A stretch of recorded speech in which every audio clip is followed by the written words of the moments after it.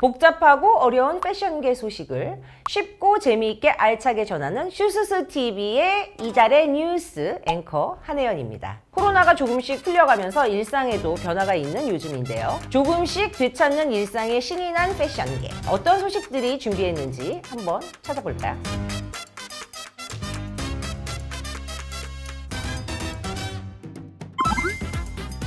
자, 2022년 SNS를 정말 뜨겁게 달군 소식 중에 하나였죠. 이번 디올의 2022년 가을 겨울 콜렉션이 밀라노도 아닌, 런던도 아닌, 파리도 아닌 이화여자대학교에서 패션쇼를 진행을 했는데요. 정말 수많은 패션 베이비들이 깜짝 놀랐습니다. 서울의 수많은 랜드마크 중 하필이면 왜 이화여자대학교일까? 관계자들이 이화여자대학교의 ECC의 건축물을 보고 한눈에 반해서 바로 쇼장으로 결정을 했다고 합니다. 슈스스도 디올의 쇼에 참관을 했는데요. 이화여대의 건축물과 정말 아름다운 그 쇼복들이 어우러진 이번 쇼는 정말 장관이었습니다. 또한 디올과 이화여대가 체결한 파트너십은 단순히 패션쇼에 그치는 것이 아니라 여러 프로그램과 클래스를 통해서 미래 여성 인재를 발굴 육성하는 데 최선을 다할 것을 밝혔습니다. 이번 패션쇼는 스케이트보드 공연으로 시작해서 88개의 룩이 펼쳐졌는데요. 특히 역동성을 지닌 서울의 독창성을 강조하고자 하는 브랜드 하우스의 염원을 담아 진행됐다고 하네요. 저도 현장에서 쇼를 관람했는데 오프닝에서 피날레까지 섬세한 디테일을 놓칠 수가 없어서 눈동자를 굴리기가 바빴습니다. 이번 컬렉션에는 노란색 타탄 체크, 그리고 플리츠 스커트, 바이커 슈트, 레이스, 하이 삭스 등 스쿨룩을 리폼하고 디올만의 펑키한 룩으로 새롭게 해석을 해 굉장히 아름다운 룩들을 볼 수 있었습니다. 2022년 봄, 여름에 등장했던 볼링백이 이번 시즌에도 바이커 슈츠와 코디한 스포티한 룩으로 등장했고 삭스를 다양하게 활용해서 스타일링의 재미가 돋보인 그런 쇼였습니다. 이번 글로벌한 쇼에 셀럽들의 참석 또한 놓칠 수가 없죠. 디올의 글로벌 앰버서더인 블핑의 지수는 디올의 2022년 가을 겨울 콜렉션의 블랙 드레스를 입고 와서 화려한 룩으로 쇼를 참석했습니다. 디올과 꽤 오랜 인연을 함께하고 있는 김연아 선수 또한 우아한 룩으로 오랜만에 선을 보여서 많은 사람에게 관심을 받았습니다. 자, 인간 디올 수지 역시 콜셋 디테일의 트렌치를 입고 와서 굉장히 아름다운 룩으로 많은 사람들에게 이목을 끌었고요. 그 밖에도 정혜인, 남주혁, 안효섭, 박재범, 세훈, 노재, 리정, 장윤주 등 많은 인기 셀럽들이 참석해서 자리를 빛내주었습니다. 저도 디올의 패션쇼를 참석했고 인기 있는 셀럽들과 함께 참석을 하게 돼서 굉장히 영광이었습니다. 자, 이번 디올과 이화여대 컬렉션의 쇼의 하이라이트는 가장 마지막에 등장을 했는데요. 바로 마리아 그라치아 치우리 여사의 등장이었는데 이화여대의 과잠을 입고 나와서 아직까지도 세간의 관심을 끌고 있습니다. 이 아이디어는 사실 미리 기획된 것이 아니라 이화여대 과잠을 보자마자 홀딱 반한 마리아 그라치아 치우리 여사가 과잠을 입고 즉석으로 나왔다고 하는데요. 본인의 인터뷰에서도 마치 대학생으로 돌아간 듯한 느낌이라면서 굉장히 좋아했다고 하네요. 자, 이러한 그녀의 깜짝 센스가 돋보이는 엔딩은 온라인상에 많은 사람들이 내가 지금 뭘 본 거지? 뿌듯하다. 이화여대 과잠을 사서 입어야 하는 거임? 이라며 많은 관심을 아직까지 보이고 있습니다. 이렇게 쇼가 화제가 되면서 이번에 성수동에 오픈한 디올 성수의 관심과 인기가 한층 높아졌습니다. 이번 디올 성수 컨셉 스토어에는 파리 몽테뉴가 30번째 디올 부티크를 그대로 옮겨놓은 듯한 구조로 디올의 시그니처 별 장식이 돋보이는 건물로 오픈했습니다. 개방용 구조로 내부가 보이면서 외부의 꽃의 정원은 국내 1세대 조경 디자이너 정영선 교수님이 맡아서 진행을 했다고 합니다. 프랑스의 환상적인 정원을 재현해 마법 같은 풍경을 보여주었습니다. 디올 성수 컨셉 스토어는 부티크뿐만 아니라 카페도 함께 운영이 되고 있습니다. 2015년에 오픈한 청담동 하우스 오브 디올의 5층의 카페 디올에 이어 두 번째인데요. 치솟는 인기에 방문 예약하기가 하늘의 별 따기만큼 경쟁률이 치열하다고 하네요. 우리 베이비들도 하루빨리 예약에 성공을 해서 서울 속의 파리의 그런 여유를 만끽해 보도록 하세요. 자, 이화여대 쇼부터 성수동의 새로운 매장, 그리고 카페까지 올 상반기는 디올의 기쁜 소식으로 디올하네요. 이 밖에 많은 패션 브랜드들이 F&B 사업에 적극적인 모습을 보이고 있는데요. 지난 3월에 구찌는 이태원의 구찌 오스테리아라는 레스토랑을 오픈해서 화제를 모았고요. 명품 시계 브랜드 IWC는 롯데백화점 본점에 전 세계 최초로 레스토랑을 오픈했습니다. 또한 루이비통은 청담동의 팝업 레스토랑 피에르상 앳 루이비통을 열었으며 현지 제철 식재료를 활용해서 한국적이면서도 새로운 독창적인 메뉴를 개발해서 판매하고 있습니다. 이렇게 명품 브랜드들이 레스토랑이나 카페와 같은 식음료 사업에 나서면서 소비자층을 넓히고 진입장벽을 낮춰서 명품을 경험하고 싶어하는 사람들로 만족도를 높이고자 하는 노력을 많이 찾아볼 수가 있었습니다. 다음은 이번 시즌에 놓쳐서는 안 된 브랜드의 콜라보 소식입니다. 신선한 만남으로 처음 선보이는 협업부터 큰 인기에 힘입어 다시 만나게 된 앵콜 협업까지 많은 패션인들을 기쁘게 할 콜라보 소식들로 가득했는데요. 첫 번째로 소개할 협업은 지난 2013년 이후 9년 만에 돌아온 지방시와 디즈니의 콜라보입니다. 당시에도 굉장히 핫한 콜라보였는데요. 이번 앵콜로 돌아온 소식에 많은 사람들의 기대가 쏟아졌습니다. 지방시의 크리에이티브 디렉터 매튜 윌리엄스가 가장 좋아하는 디즈니의 캐릭터를 오마주해서 디자인한 한정판 티셔츠 그리고 스웨셔츠 등 다양한 아이템을 선보인다고 하네요. 이번 협업의 캠페인 컷 역시 놀이공원에서 필름 카메라가 찍은 듯한 노이즈가 가득한 사진들로 빈티지한 무드를 연출하면서 어린 시절에 대한 향수와 상상의 세계를 담아냈습니다. 다음은 매 협업마다 화제를 일으키고 있는 나이키와의 협업 소식입니다. 자, 이번에는 어떤 브랜드가 나이키와 협업을 진행을 했을까요? 바로 언젠가 협업을 하게 되면 나이키와 협업을 하겠다고 약속한 자크무스입니다. 이번 협업에서는 자크무스의 특유의 부드러움을 나이키의 기능성에 가미하고자 했다고 합니다. 과거 90년대 후반의 미니스커트, 테니스와 같은 스포츠룩을 떠올리며 어떻게 본인의 스타일에 접목시킬지 고민을 했다고 합니다. 자크무스가 밝힌 이번 나이키와의 협업 컬렉션에 대한 한마디는 슈퍼라이트라고 표현했고, 이번 컬렉션은 6월 28일 자크무스의 공식 홈페이지에서 오픈될 예정이라 많은 사람들에게 관심을 받고 있습니다.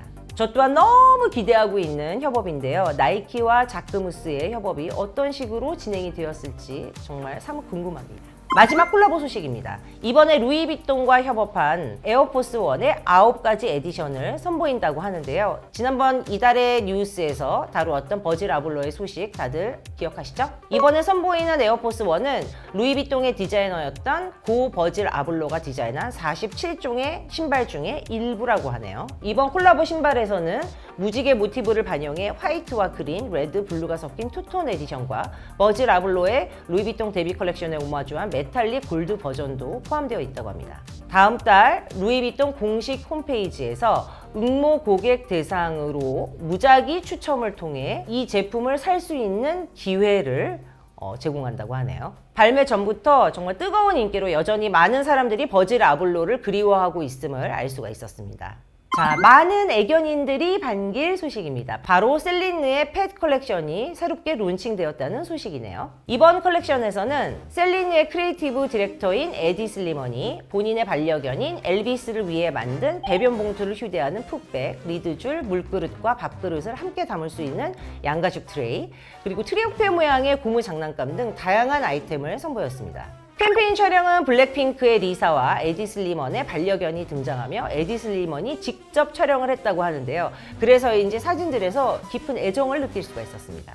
6월에 론칭 예정이라고 하고요. 이제는 강아지들도 럭셔리를 챙기는 시대가 온 것 같기도 하네요. 집사분들 통장 조심하시고요. 저는 강아지가 없는데도 왜 이 아이템들을 빨리 사야 될 것 같은 이 강박에 눌리는 걸까요?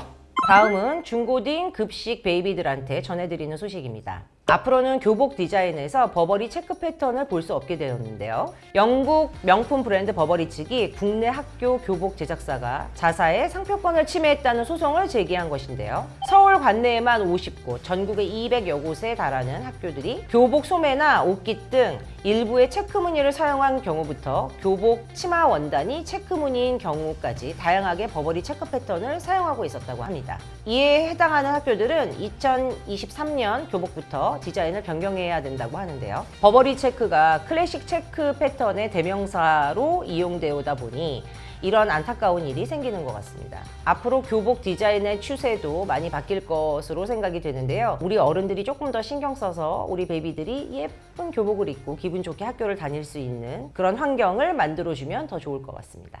자, 다음으로 전해드릴 소식은 러시아 침공의 패션계 영향입니다. 지난 2월 24일 정말 안타까운 사건이었죠. 러시아가 우크라이나를 침공한 것인데요. 2022년 가을 겨울 패션 위크가 한창일 때 이러한 소식은 패션계에서도 애도의 분위기가 이어졌습니다. 보그 우크라이나는 기약 없는 발행을 멈췄고 에디터들은 웹사이트나 소셜미디어 같은 다양한 미디어를 통해 원래 전달하던 패션 이슈 대신 지혈하는 법이나 우크라이나 군대를 돕는 법 등을 게재했습니다. 명품 브랜드에서도 이러한 움직임을 함께 했는데요. 샤넬은 러시아에 거주하고 있는 고객에게는 제품을 판매하지 않겠다며 러시아에서의 자사 제품 판매를 금지했습니다. 이에 샤넬이 국적에 따라 고객을 차별하고 있다며 인스타그램에 바이바이 샤넬이라는 해시태그가 생겨났고 러시아 매장 폐쇄를 항의하며 샤넬 가방을 훼손하는 게시물을 올렸습니다. 하지만 샤넬뿐만 아니라 루이비통, 에르메스, 프라다, 리치몬드 그룹 등 여러 하우스 브랜드들은 기부에 동참하는 동시에 역시 러시아 내 매장을 일시적으로 폐쇄하겠다고 발표하며 이러한 움직임에 동참했습니다. 패션 런웨이에서도 평화의 목소리를 내세웠습니다. 주주 알마니는 음악이 없는 침묵의 컬렉션을 통해 전쟁으로 고통받고 있는 이들을 위로하고자 했고, 음악이 없는 런웨이는 작은 숨소리와 모델들의 걸음소리 그리고 사진을 찍는 셔터 소리 외에는 아무것도 들리지 않았습니다. 전쟁으로 인한 우리의 삶은 행복하지 않다는 신호를 침묵으로 표현한 것으로 알 수 있었습니다. 발렌시아가는 슈스스 TV에서도 한번 다뤘었죠. 우크라이나어 시 낭송으로 시작된 쇼, 흩날리는 눈보라에 하늘거리는 얇은 옷을 입고 나온 모델들로 경황 없이 짐을 싸 터전을 떠나는 난민들을 표현했습니다. 뿐만 아니라 이자벨 마랑은 쇼 마지막에 우크라이나 국기를 형상화한 파란색과 노란색 옷을 입고 피날레에 등장을 했고, 스텔라 마카트니는 존 레논의 평화의 노래로 메시지를 대신했습니다. 하루빨리 이러한 전쟁의 아픔이 끝나길 진심으로 바랍니다.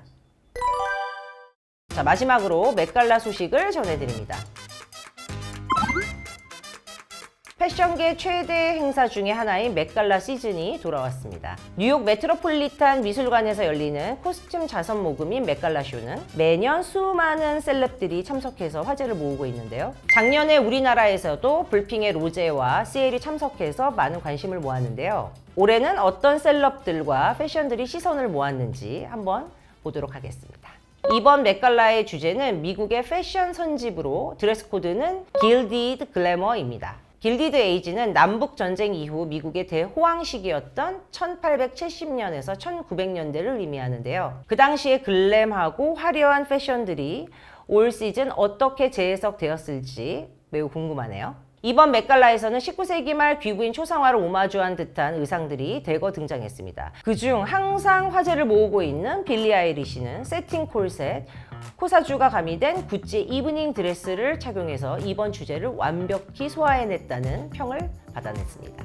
이번 맷갈라의 호스트인 블레이크 라이블리는 자유의 여신상을 모티브로 한 룩을 보여줬는데요. 살몬 컬러의 드레스가 리본을 풀자 에메랄드 컬러로 변신하는 모습이 아주 인상적이었습니다. 매년 맷갈라의 진심을 보여주는 그녀답네요. 또 화제를 모은 패션은 바로 킴 카다시안입니다. 마릴린 먼로가 생전에 입었던 드레스를 입고 등장했는데요. 1962년 케네디 대통령의 45세 생일에 노래를 부를 때 Happy birthday to you, 현재 경매에서 가장 비싸게 판매된 드레스라고 하네요. 어렵사리 구한 이 드레스를 입기 위해 3주간의 혹독한 다이어트와 워킹 연습을 거쳤다고 합니다. 올해 맷갈라에 참석한 한국 아티스트에 대한 소식도 빼놓을 수 없죠. 자, 그 주인공은 바로 이제 글로벌 여배우로 자리매김한 정호영과 K-POP 주역의 NCT 127의 자니인데요. 루이비통 글로벌 앰버서더로 활약 중인 정호영은 루이비통의 크리에이티브 디렉터 니콜라 제스키에로와 헐리우드 배우 엠마 스톤과 함께 등장했는데요. 가슴 언더라인에 커팅된 스웨이드 드레스에 루이비통의 아이코닉한 트렁크 모양 실버 클러치, 블랙 롱부츠에 볼드한 주얼리 등 머리부터 발끝까지 모두 루이비통의 아이템으로 시선을 사로잡았습니다. NCT 127의 자니는 디자이너 피터 도어와 함께 레드카펫에 올라 스포트라이트를 받았습니다. 드레스 코드에 맞춰 특별 제작한 피터 도어의 의상을 착용한 자니는 우월한 피지컬로 룩을 시크하게 소화해냈습니다. 미국의 소셜미디어 분석 플랫폼에서 공식 발표한 맷갈라에 관련 SNS 언급량 순위에 따르면 자니가 참석 아티스트 중 1위를 차지했다고 하네요. 자니의 글로벌한 인기를 실감할 수 있었습니다. 슈스스 TV에 출연한 슈스스와 수다 떨던 자니 또 놀러 오세요. 이번 맥갈라의 빅재미는 여기서 끝이 아닙니다. 한국 디자이너가 선보인 드레스도 선보여서 큰 화제를 모았는데요. 바로 최연소 빅토리아 시크릿 전속 모델인 테일러 힐이 한국인 디자이너 박소희가 제작한 드레스를 입고 등장했습니다. 디자이너 박소희 씨는 자신의 이름을 딴 브랜드 미스 소희를 만들어 활동 중인데요. 한국적인 아름다움을 담은 소재인 소나무, 사슴, 파도, 산 등을 활용해 작품에 가까운 디자인을 선보이는 것이 그녀의 디자인 특징입니다. 카디비, 리타오라, 마일리 사이러스, 아리아나 그란데 등 세계적인 셀럽들의 관심을 한 몸에 받으며 돌체앤가바나의 러브콜을 받는 등 스타 디자이너로 급부상한 그녀. 맥갈라에 진출하면서 그녀의 파워를 증명해냈네요. 앞으로 미스 소희가 보여줄 행보도 기대됩니다. 지금까지 2022년 상반기 놓쳐서는 안 되는 패션계의 소식을 알아봤습니다. 앞으로 패션계 소식은 슈스의 이달의 뉴스를 통해 계속 알려드릴 예정이니 만관부. 가시기 전에 구독, 좋아요, 알람 설정을 꼭 해놓으시고 패션 소식을 바로 받아보시기 바랍니다. 그럼 지금까지 슈스TV 이달의 뉴스 앵커 한혜연이었습니다. 다음에 또 만나요.